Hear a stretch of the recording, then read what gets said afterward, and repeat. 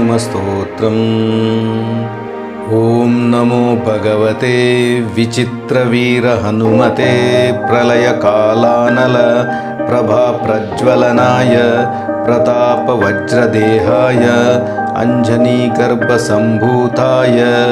प्रकटविक्रमवीरदैत्यदानवयक्षरक्षोगणग्रहबन्धनाय भूतग्रहबन्धनाय प्रेतग्रहबन्धनाय पिशाचग्रहबन्धनाय शाकिनी डाकिनी ग्रहबन्धनाय चोरग्रहबन्धनाय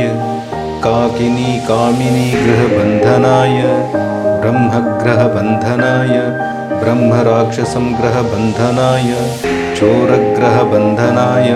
मारीग्रहबन्धनाय ये हि आगच्छ आगच्छ आवेशय आवेशय मम हृदये प्रवेशय प्रवेशय स्फुर स्फुर प्रस्फुर प्रस्फुर सत्यं कथय व्याघ्रमुखबन्धन सर्पमुखबन्धन राजमुखबन्धन नारीमुखबन्धन सभामुखबन्धन शत्रुमुखबन्धन सर्वमुखबन्धन लङ्काप्रसादभञ्जन अमुकं मे वशमानय क्लीं क्लीं क्लीं ह्रीं श्रीं श्रीं राजनां वशमानय श्रीं क्लीं क्लीं